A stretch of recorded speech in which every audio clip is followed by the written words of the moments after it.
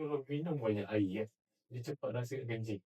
Of course lah. Ya. Kalau kita kencing tu Memang jadi jadi rasa tenaga kita. Apa? Kalau Hilang. kita kencing, tenaga tu akan hilang ke? Kalau air kan bagi kita tenaga untuk sampai ke rumah. The hydration.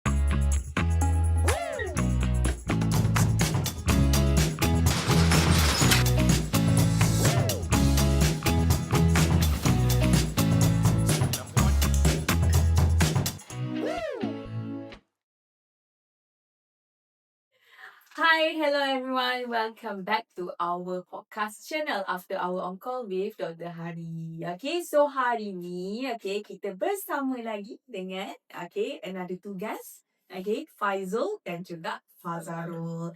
And of course, the one and only Dr. Hari, doktor merawat obesity, diabetes dan juga mendalami ilmu nutrisi pemakanan. So, bagi yang belum mengenali, saya adalah Amira, okay, your community representative yang akan tanyakan banyak soalan, okay, yang anda tanyakan dekat social media ke, dekat kita punya ruangan komen ke, okay, secara direct pada Dr. Hari. Untuk Dr. Hari, okay, jawabkan, okay, dengan orang kata, apa ni, dengan fakta.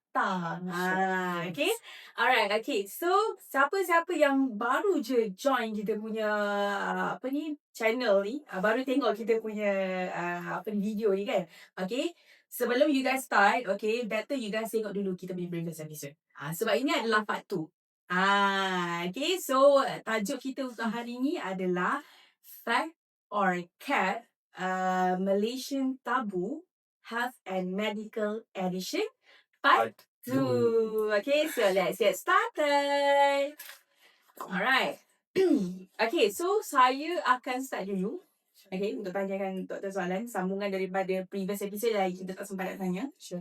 Okay, so kita kan macam dalam fasa nak dekat puasa, nak dekat bulan raya ni kan. So kalau orang perempuan lah, orang perempuan kan, dia masa time raya ni, okay, memang orang kata aku memang dia bertukus-tukus lah nak slimmingkan body tu. Men tak kisah. Itu salah. Alright, okay, so most of them akan cari jalan shortcut iaitu pakai bengkung. Pakai bengkung, alright. Okay, so I nak tanya lah doktor lah, okay. Betul ke macam seller-seller tak kisah kat TikTok ke mana kan, okay. Mereka cakap kalau pakai bengkung, you pakai in a long term, tiap-tiap hari, okay, dia boleh cantikkan you punya body shape, boleh bakar lemak. Nanti you pakai kebaya, pakai baju raya nanti dah cantik meletup. Semua ikut bentuk bengkung. Ikut bentuk bengkung macam kerengga betul. Okay. So, daripada pendapat doktor macam mana? Ada tak macam backup research ke apa ke yang menunjukkan sebenarnya pakai bengkung ni memang boleh cantikkan you punya body figures? No such thing. Oh, really? Really Kena no scam such lah ni. thing. Ya, betul. That is for that moment. Okay, dia boleh make you look ramping a bit lah. Because it's tight, it pulls your extra flabbiness in. That's all. Buat sementara waktu je. Time you pakai benda tu je. Bila you dah buka, your body structure doesn't change.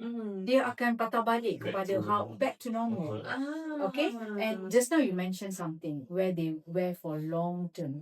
Benda tu boleh sangat bahaya. Oh, really? Dia boleh mengakibatkan high BP. Okay, it can cause sistem penghadaman, sistem penghadaman. Yeah, so dia bukan sahaja for just that moment you want to wear, I think shouldn't be much of an issue. But kalau long term, Hari-hari pakai, tidur pakai, pergi kerja pakai. yeah, so you're going to have sistem penghadaman problem. I think yes, betul. Harus bangun Harus baru kecil. Daripada segi ni. No, that's not the right way to do it. Body shape and structure is because of lemak, otot, okay, that and your bone. Right, so you have to work out cara pemakanan, bersenam. That is the right way kalau nak tukar structure and the shape. Pakai bengkung just for a while. Long term, you're asking for a problem. Dia akan ada banyak side effect. You can just Google and find this out. There's so many papers out there. Yes. So kalau nak harapkan dia akan bakar lemak, kita akan kurus. Kalau pakai bengkung tu totally mitos. Totally mitos. Sebab I rasa bengkung ni dia bukan setakat orang Malaysia je tau. Even Yeah. macam dulu-dulu apa ni, western pun sama kan. Tarik. So dapat Yes. gaul yang dapat kereta Yes. tu. And Aha. that moment, I guess, Mm. for them to fit into that gown or that kebaya to give you that shape. Okay. Maybe I really don't understand why anybody would do that to themselves. You tak boleh makan. Sangat selesa tau. Yes, bayangkan something is pressing onto your gastric area. Aha. You tak boleh makan, minum pun setengah cup je boleh minum. Why would you put yourself into so much of trouble? Why not just eat better, bersenam. Sekarang kalau nak turunkan berat badan kan ada banyak cara dah. Come and meet a doctor, we can help you. Jangan pergi pakai bengkung, menyusahkan diri dan dapat penyakit lain. For a while, I think it's okay. Yeah. Untuk Yeah. certain occasion and then pakai. Yeah. Sudah tahu dah. Yeah. That also, you can never pay me 100 million for me to wear that. I would. Why? Oh. You know, it's absolutely, I don't understand lah. I don't know. But just buy a bigger size baju, comfortable. Yeah, it's not all about Figure. Yes, it's more than that. Right, so another episode called. Dah. Tapi doktor kan, saya pasal bengkung kan, saya ada kawan yang dia ada macam masalah pinggang, tulang belakang tu semua kan. Doktor sarankan tu untuk pakai. Itu bukan bengkung Ya ke? Tapi dia Nah, sambil kan? dia support. Oh, for apa example- dia sambil dengan bengkung? Okay, bengkung. I think Amira will know. Like if that is to tighten. Okay, now my waist kalau I nak smaller size lagi. So katakan I nak beli satu baju kebaya. So let's say my size is M, I want S or XS. So I belilah baju kebaya yang XS tu, lepas tu I pull myself into and I tighten bengkung tu. Kalau you tengok dia akan ada banyak hook. Yes, Yeah. betul. Okay, so dia akan ketatkan keluar. I don't know. Can you imagine? Terima kasih. Exactly my point. Then you tak boleh duduk in a comfortable way. You kena macam tu je. Okay, it's really not advisable medically. Boleh affect posture back. Betul, banyak boleh. Your first thing is going to go up is your VP. Second is your sistem penghadaman. These two will have a lot of issues kalau you guna untuk jangka masa yang panjang. What he's asking is support wear. Macam scoliosis. Katakan tulang belakang kita sepatutnya straight kan. Ada yang bengkok.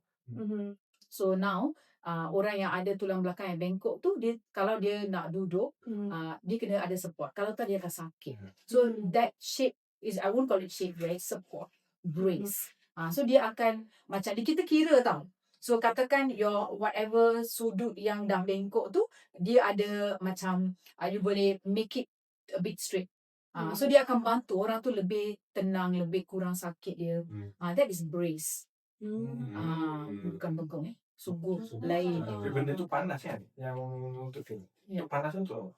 Ya, bengkong tu kan? Bukan yang tulang belakang tu, benda tu dia panas tulang belakang. Bukan panas, maksudnya benda tu macam heat pad.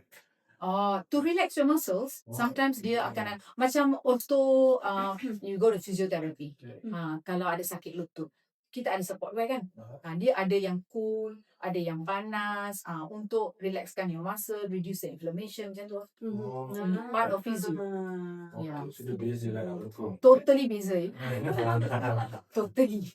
Oh, okay. So kat luar sana tu, yang hari-hari makan bengkong tu bawa-bawa. Bawa dah buka bengkong tu. Alright, so first question for the second episode. Cat. Alright, next. Soalan? Doktor, bila anak demam. Okey. Demam kuning lah. Kena jemur keluar bawah matahari. Okay, in this case, baby lah usually kan. Ya kan. Biasa orang tu cakap, demam kuning, jemur bawah matahari. Ada yang tahu jemur like hanging cloth. Gantung anak. Kalau baby. Tak tahu. Okay. No, okay. Sebab dekat hospital, Okay. kalau demam kuning kan, kita akan masukkan baby tu di bawah lampu biru. Incubator tu. Okay. Wavelength dia totally lain. Tak sama sungguh letak bawah matahari. Jadi dia dah bagi inspirasi. It's actually very dangerous, you know. Yeah. Dia boleh keringkan, dehydration. So kuning tu lagi cepat naik. Kalau tak ada hydration, baby tu sepatutnya kita tak nak kuning tu naik. Kita nak dia keluar. So kita suruh dia orang buat good hydration, give the baby enough milk, macam tu. Tak cukup juga, masih naik kuning dia, kita akan masuk dekat blue light. Mhm. Okay, now if you letak dekat matahari, Mhm. dia kering, Mhm. lagi dehydrated, lagi cepat naik kuning dia. Mhm. Baby can actually have brain damage. Kalau kuning tu naik terlalu banyak, boleh sawan, macam-macam boleh jadi. Okay, very dangerous. Sorry doktor. Kenapa kuning? So baby tu turns yellow ke macam mana? Yeah, the baby will become yellow. Oh. It's called jaundice. Uh-huh.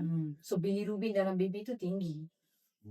So we can see the baby becoming yellow and yellow and yellow. To take out the bilirubin, we put the baby under the light. Tak pernah tengok lah benda ni. Macam Simpson lah dia. Yeah.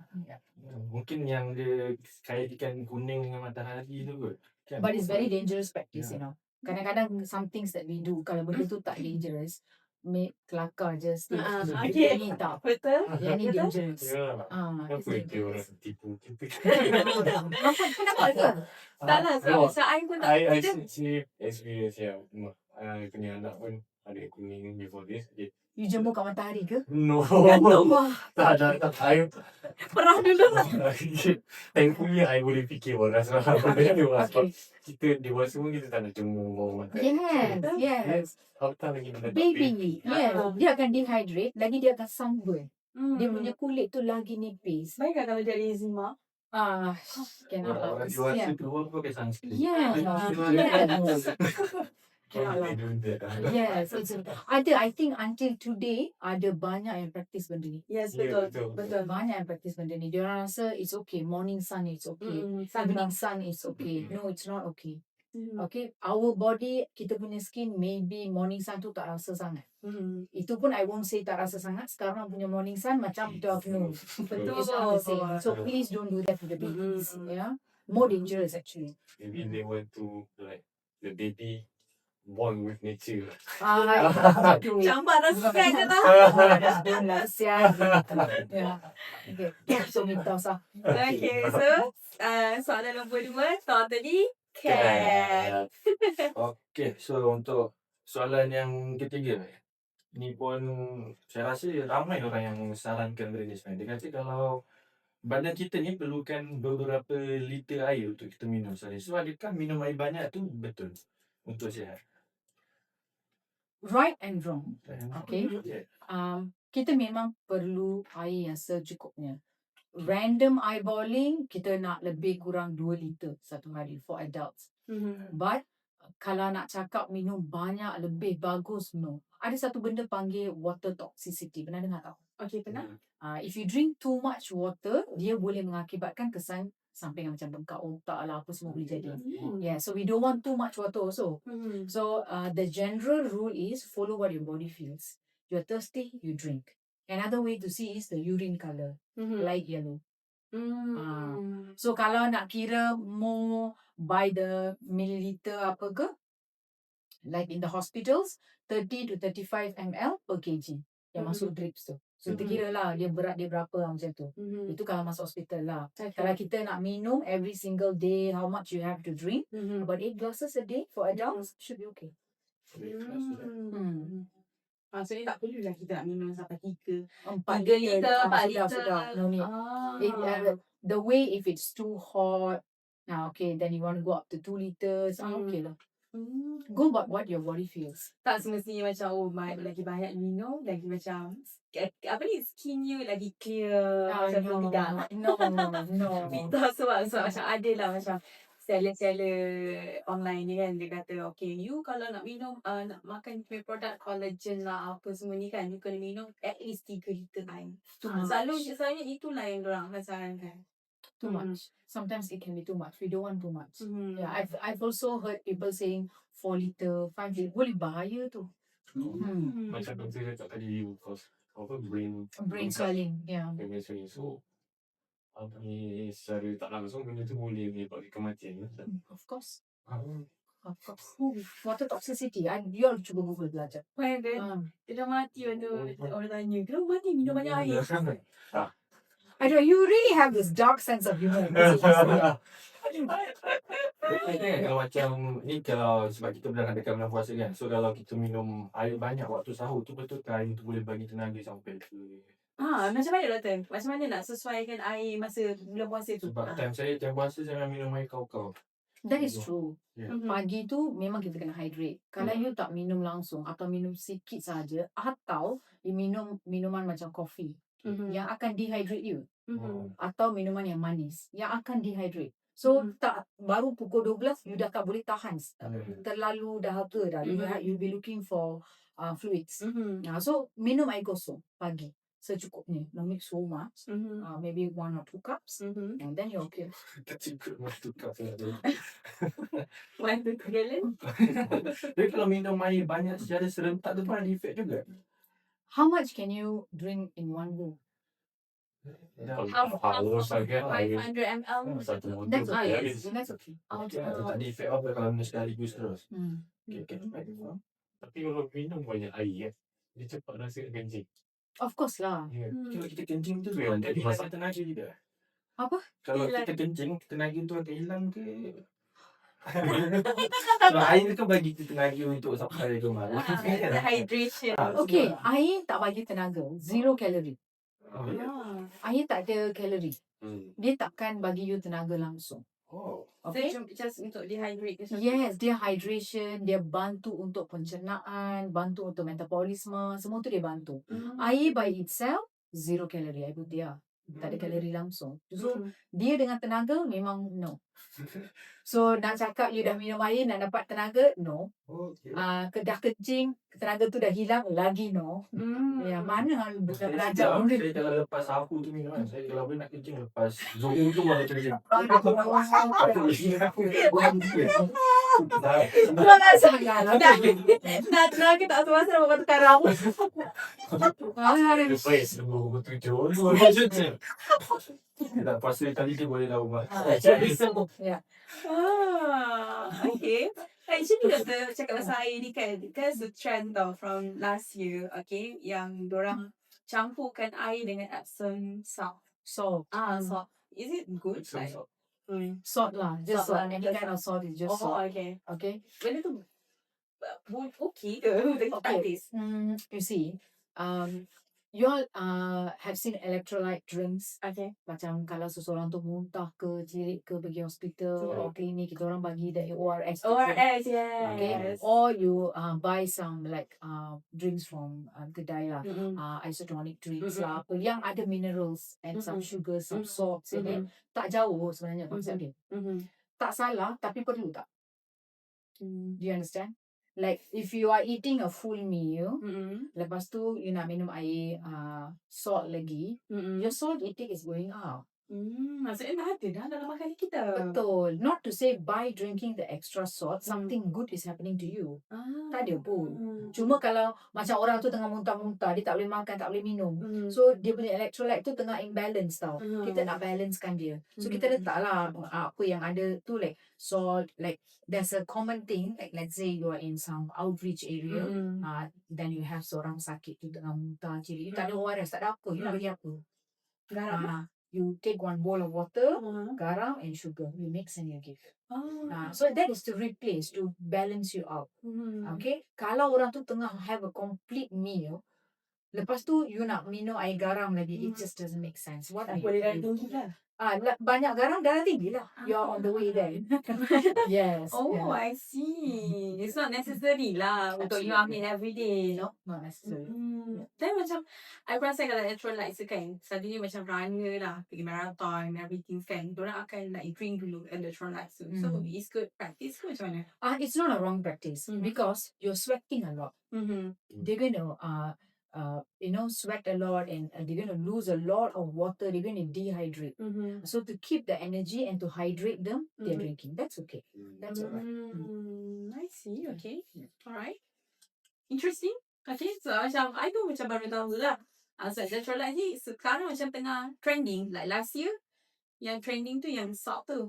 Dia siap macam bagi tahu. Not like apa ni? Macam salt yang normal tu, kena Epsom salt. I tak sure lah. I dia marketing ke apa ke. Okay. The way is salt is salt. Uh-huh. Maybe the amount of minerals can differ a little bit.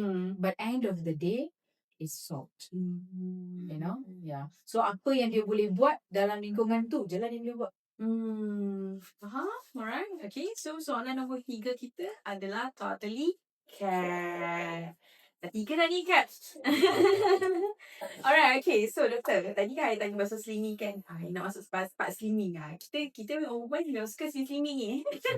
Alright. Okay. So doktor pernah dengar tak lotion panas for slimming? Pernah dengar kan? Ya. Adakah ini betul-betul membantu untuk membakar lemak? Dia macam membakar lemak daripada atas. Sebab dia panas kan? Dia bakar lemak. Sampai dah silap. Dah guna totally waste of money. Dia boleh macam your skin can feel a bit hot. Okay. Okay. And then maybe you feel macam you can sweat a little bit. Itu je lah. It's not going to help you to burn fats. It's not going to do. It's impossible. It's not going to work. I see. Sebab benda ni ada macam satu fenomena tadi. Everyone's pakai dengan bengkungnya, dengan slimming. Saya rasa banyak pun Okay. yang keluarkan krim-krim Untuk yang macam slimming. panas.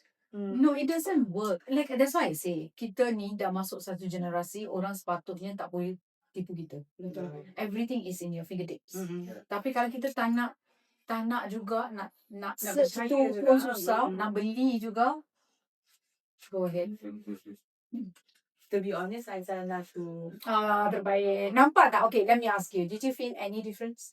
Tak ada pun. Tak ada pun. Dia just rasa macam relief je lah. Just comfort macam tu je lah. Yes, it's comforting. Yes, dia macam I said lah, it can make the skin a little bit hot. Maybe you sweat a little bit, so people feel, oh, I'm sweating, I'm actually losing weight. Actually, no. Yeah, maybe more to boost confidence kot.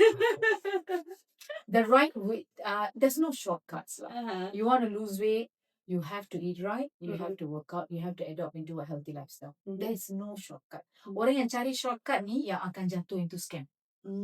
Whatever it is. The moment you start looking for a shortcut, that's how you're going to fall.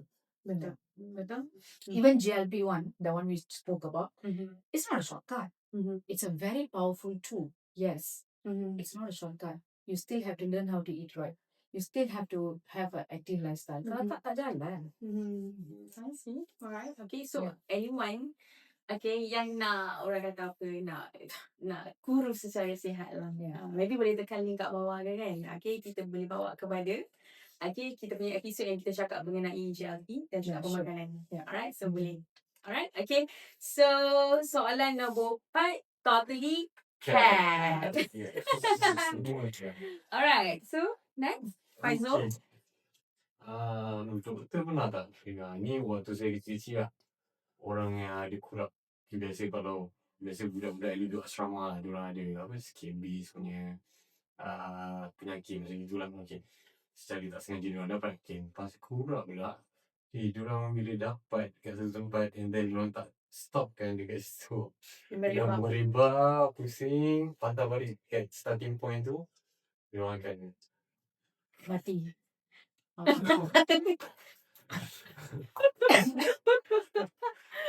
Okay, let's see. Apa tu kurap? It's a fungal infection, isn't it? It's a fungal infection. Right? Fungal infection is so treatable. Cuma kalau lambat, kena treat longer lah. Makan antifungal untuk jangka masa yang panjang, tukar sabun apa semua. Tapi bukanlah sampai tahap nak mati. tak No, ada pun lah. tak ada. Sungguh salah tu. Right, waktu dulu diorang cakap, okay, ada satu friend tu kena, dia dalam sampai sini, and then kena sapu bedak supaya bedak ni tak berjalan. Dia tak boleh Kenapa tak pergi jumpa doktor ambil ubat? Kan ada ubat fungal. tahu diorang. Fungus tu macam Lebih rela tunggu letak bedak, lepas tu nak stop. Okay. tak bayangkan fungus dia macam alamak ada bedak lah, tak boleh tanam. Macam Roblox lah kat situ. Pernah dengar? Okay. No lah, mitos lah. It's very easy to treat fungal infection. Datang awal, sekejap dah boleh clear. Mitos lah. Mitos yang tak boleh nak terima.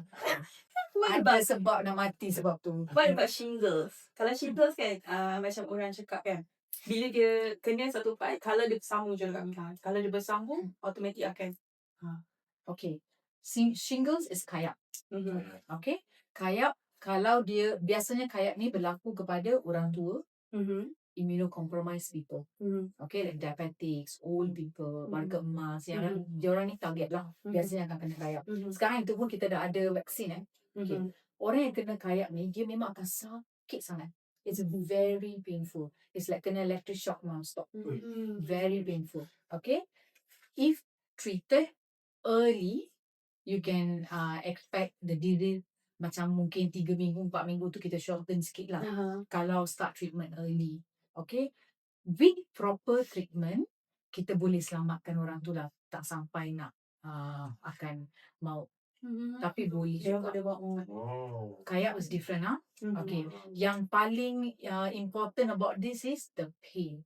There will be severe pain. That's the thing. Kayak was different. Dia macam chicken pox. Dia punya vesicles tu sebiji macam chicken pox, tapi dia akan ikut you punya nerve. Mana-mana dia kena, dia akan ikut nerve. So you boleh nampak lah dia berjalan. That's very painful. Dia disebabkan oleh like macam bacteria, Virus. virus. It's like more like a reactivation Mhm. of chicken pox, like that. Chicken pox virus. Kalau chicken pox lawan kayak. Tak, dia okay. So, Ada punya level of Round pox is still okay. okay. Kayak is totally a different game. Okay. It's so much more painful.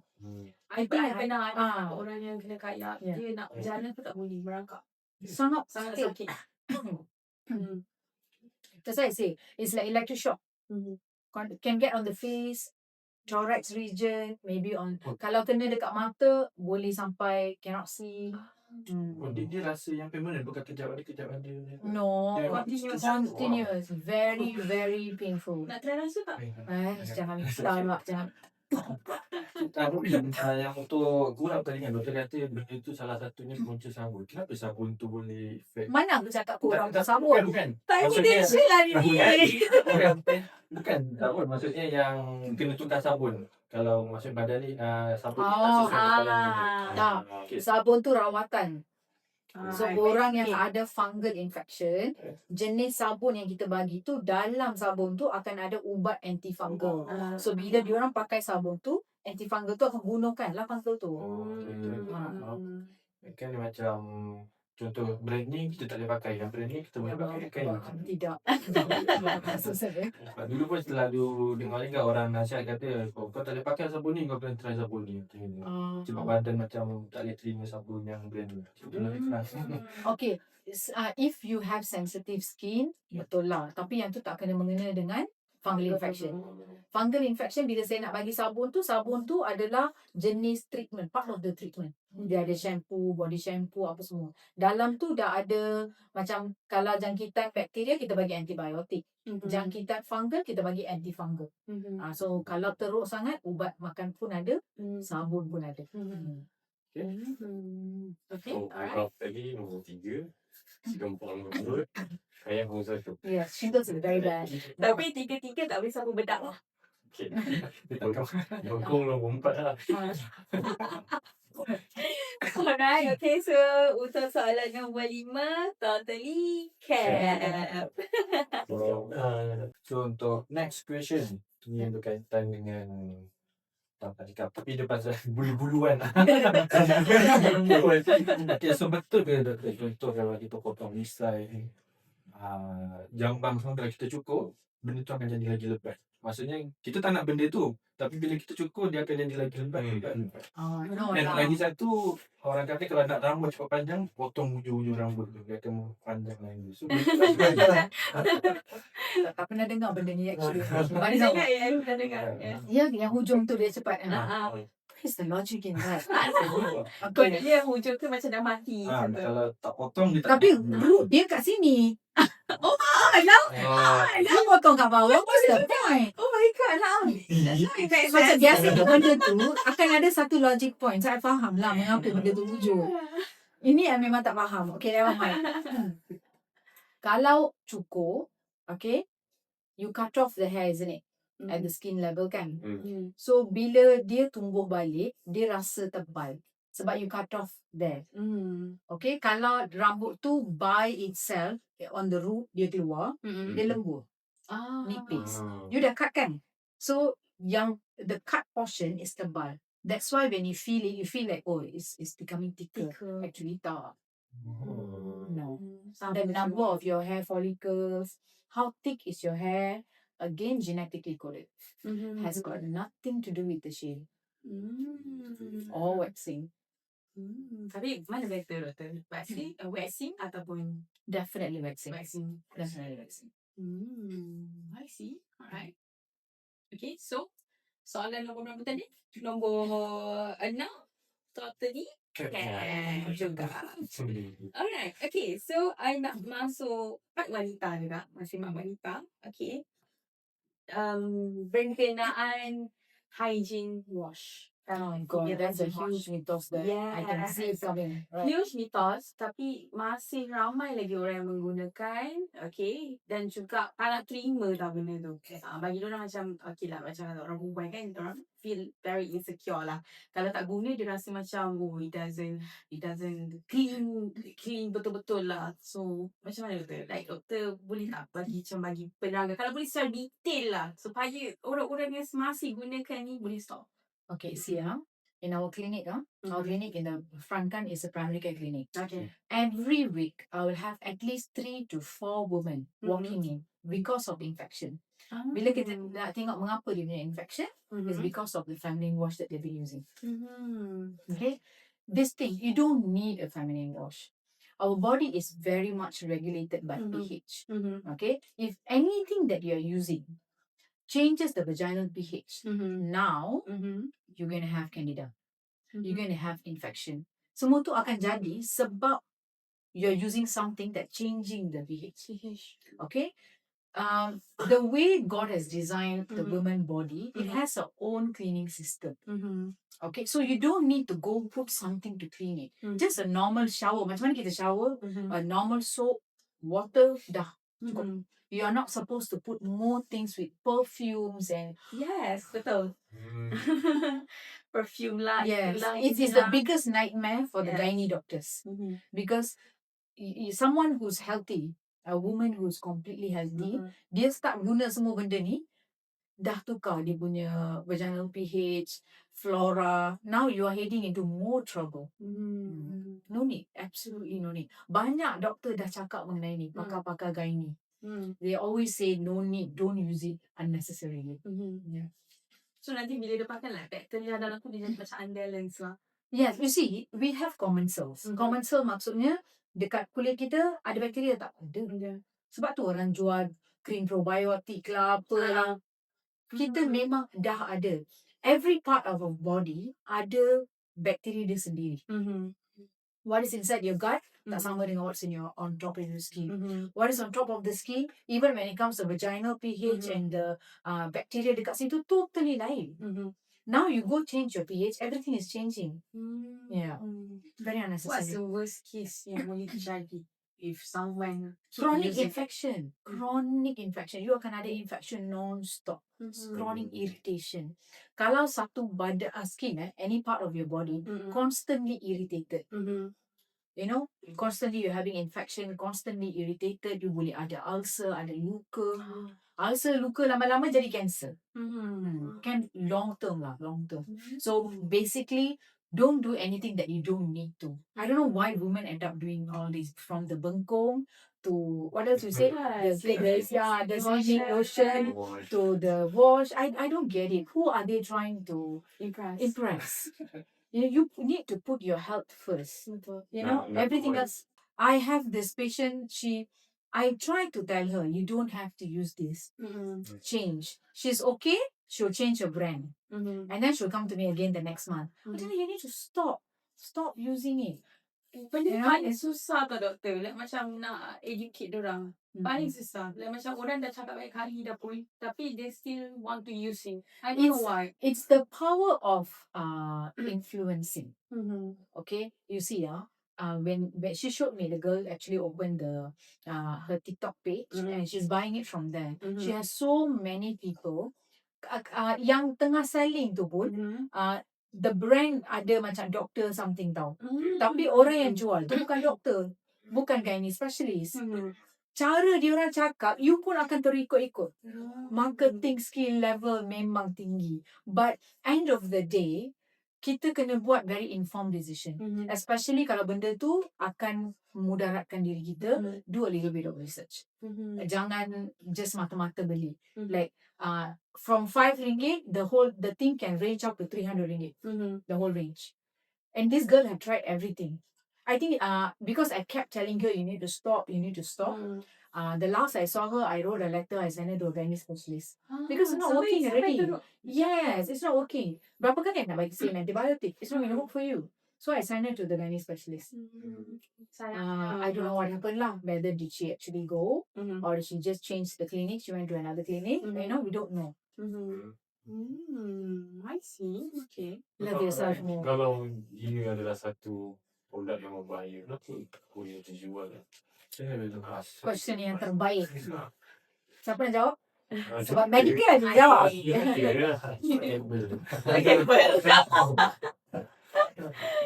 We should have you're right, we should have better enforcements. Yeah, you can jual, semua orang nak cari rezeki, I understand, but kalau benda tu tak betul, people should not let it out. But I don't know, I really don't know much about these things. I only know about medical, so shoot me medical questions. No, really, I have no idea. No idea. Legislation ni memang tak tahu. Yeah.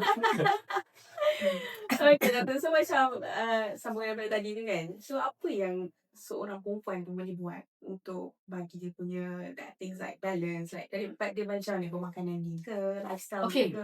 as I said, when it comes to mandi, washing, just normal water, the normal body soap, dah, sudah, full stop. Okay. Second, the kind of food you're eating. See, those who are diabetic will have more infections. Urinary tract infection, vaginal infection, lagi cepat dalam kena. So, it still boils down to the same point. You're not healthy. So, makan makanan yang healthy. Once a year, do your blood test. Make sure makan sayur tak? Dah start ke? Belum. Yeah, See, that's the thing. Simple. Benda yang paling simple tau. Tahu tak? Like, macam kita pun, okay? Kita 4 orang. Okay. Kita semua cara pemakanan kita seimbang tak? Do we have enough probiotic? Do we have enough fiber? Do we have enough protein? Karbohidrat yang kita pilih ni, karbohidrat yang complex ke simple? If you're still young, yolah aku nak makan yang karbohidrat simple lah, nak makan donat lah, okay. When you hit 30 and above, you are going towards 40. Slow down. Tukar cara pemakanan sikit. I'm not saying you cannot eat.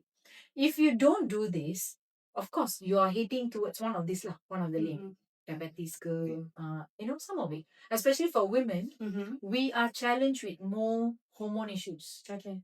Suka tak suka akan menopause. Betul. Menopause, kalau Malaysian Asian ladies, average umur 55, macam tu average lah.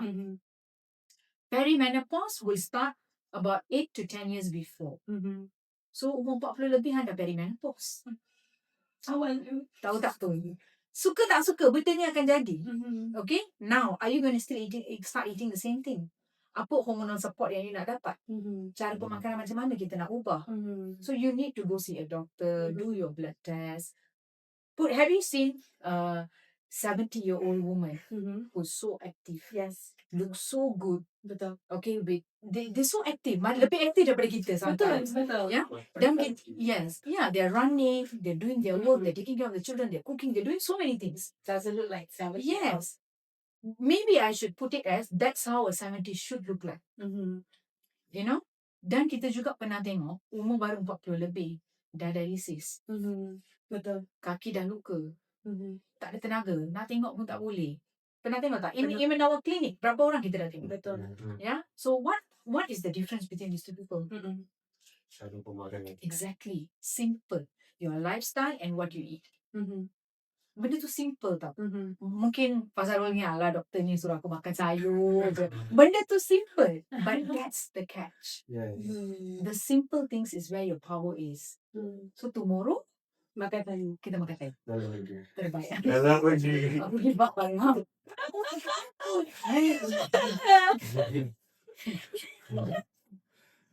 Oh my god. So cara pemakanan ni boleh affect the longevity.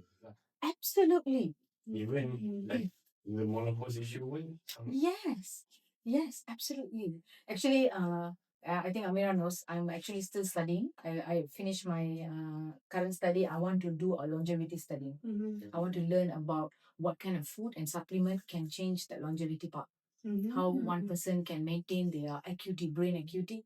So you macam shark tau. As we grow old, that is the first thing that goes down. ya kita Macam sekarang pun dah we don't want that. 50 If you ask me, that's my biggest fear. I don't want that to happen, you know.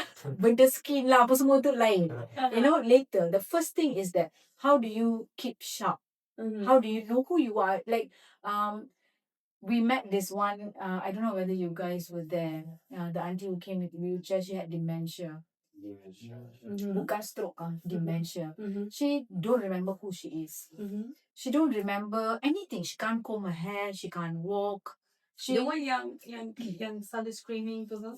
yes. Oh Yes. Alright, I Okay. remember. So yeah. So kita boleh tak avoid benda ni? Again, how do we do it? Is there something we can do early? Just small tweaks. Bila kita belajar benda ni, it's not something super expensive. Oh, I need to go for some stem cell injection 30,000, 40,000. Tak, benda yang simple. But you do it every day, consistent. So it takes you in that direction. So food intake, supplements, okay, like Activity, resistance training especially. kalau macam playing games dan macam sudoku ke. It can What's- help. It can help to keep you sharp, But but it has to be more than that. Like if you want to talk about brain neurons, new neurons, you need to learn new skills. Like something that you have never done. Benda tu memang bukan skill you. Like music instrument is not my skill. I've never touched any music instrument. So if I want to keep sharp, I need to pick up something like that. Maybe I can pick up a guitar, learn how to, you know. So So that will sel-sel otak akan berhubung. betul. Your neural connections will be different. Macam iklan susu. Pergi.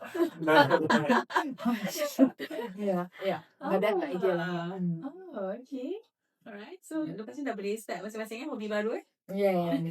Keep sharp. But you are very young. You know, but yeah, keep sharp. Takut pergi dementia pula. kita kena tukar role pula bulan minggu depan Pasar Rohus. Nanti doktor. Masih start. Alright, okay. So, tadi soalan kita apa awalan ni? Okay, so yang ni soalan kita memang totally cap lah. So stop everyone yang pakai feminine wash dah boleh stop dah. Please stop. Terus Do yourself a favor. Yes. Alright, okay. So next question. Faizal, Okay, next question. soalan nombor 8 lah. Soalan nombor 8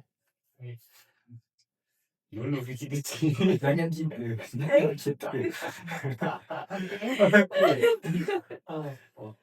Ada orang dulu yang kata, mata kau ketumbit. Kau dapat ais tie. Kau mengintai lah. Dia tak jalan, tak lain tak bukan mengintai orang kau.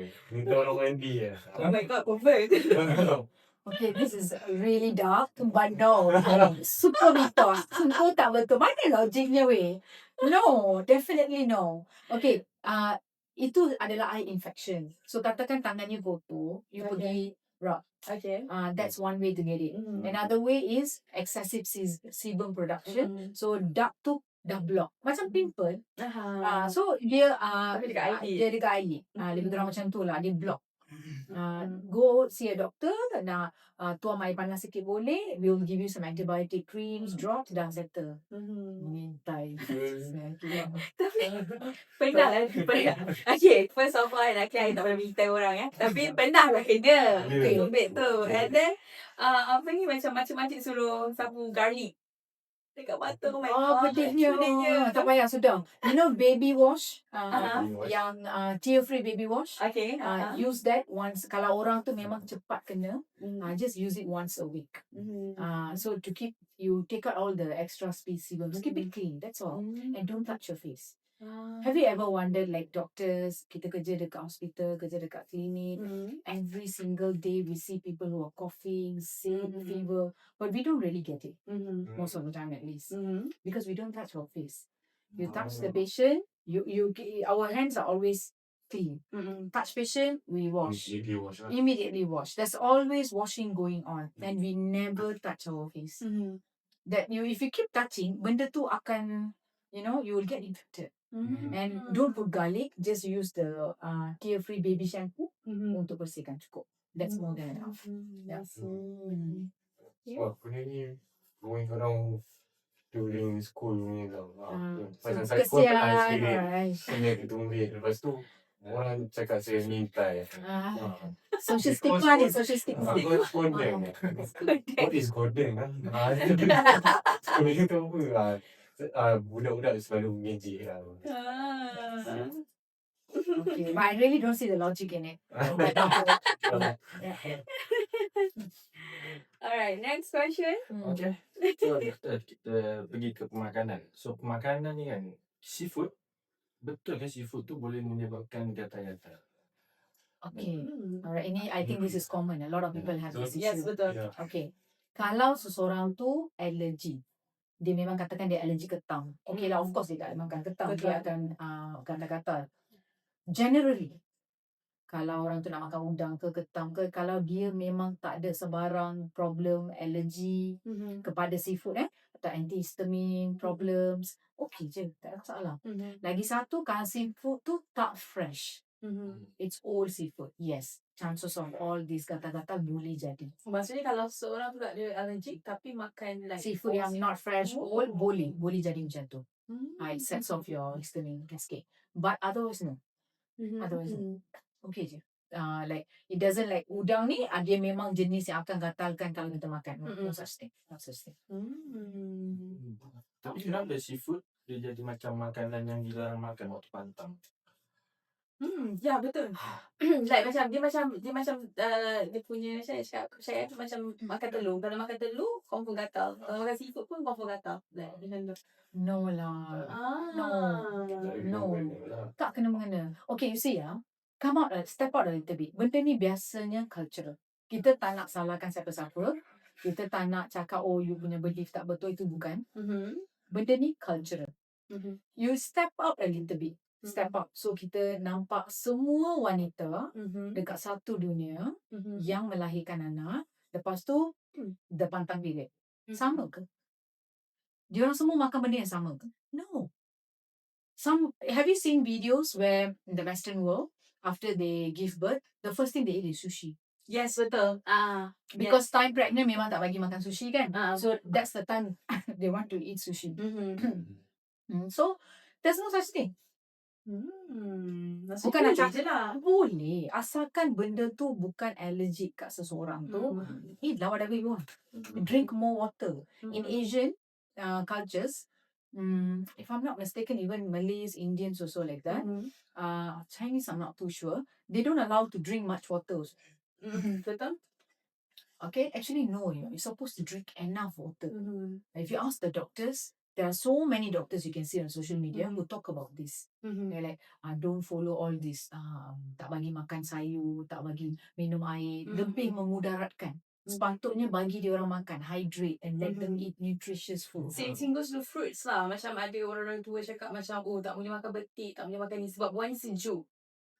Nanti you macam bentan something like that lah. No, actually no lah. You can choose. So, kalau you don't like the thing, don't force yourself lah. But have a nice nutritious meal. We can eat whatever we want. Exactly. Oh, maksudnya tak perlu lah pantang ke apa? Yes.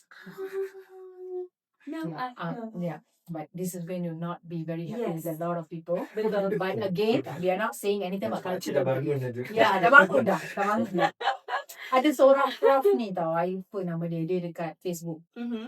Dia adalah seorang pakar gynae. Okay, dia memang very outspoken mengenai benda ni. Okay. So kalau seseorang tu dah bersalin, and then kan akan ada seorang yang akan jaga time matang tu. Caretaker tu. Dia is the person. The person with all the beliefs and saying, no, I have seen 1,000 deliveries. I dah jaga mak 100 lebih. Macam ni je kena follow. So she will call the person there in the consultation room and talk.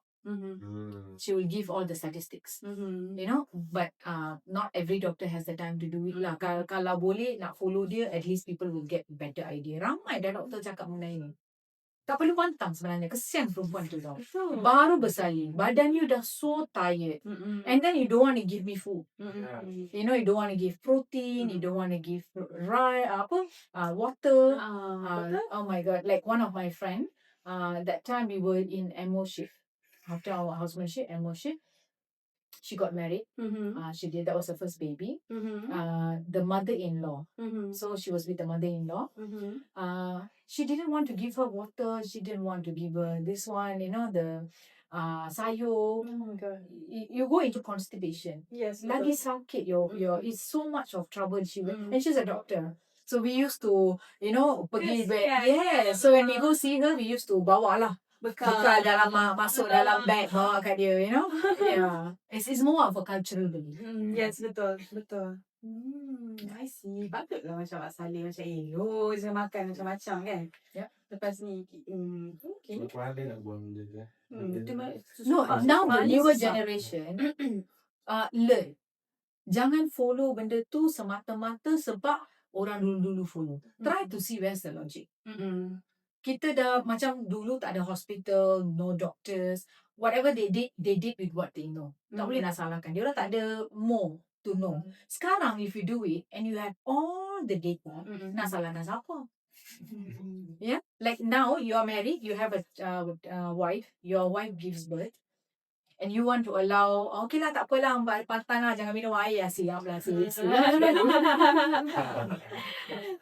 Tapi kita confirm buat gaduh. Talk to the doctor.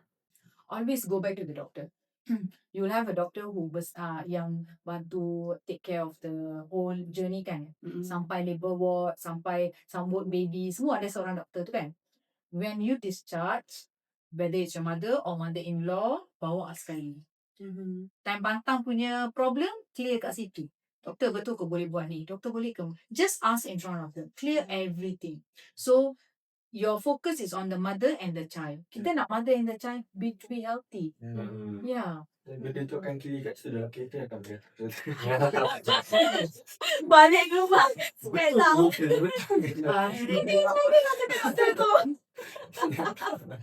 Susah macam ni buat. Terdengarlah. Alright, okay. So, I rasa macam dah banyak dah ni soalan. Okay, alright. So, semua soalan kita totally cap. Alright, okay. So, thank you doktor sebab menjawab persoalan-persoalan yang doktor pun sebenarnya I rasa doktor pun pening nak jawab. But I think this is the real Yes, this is a real question and ni adalah satu norma tau dalam masyarakat kita. Tak kisah bangsa sebenarnya.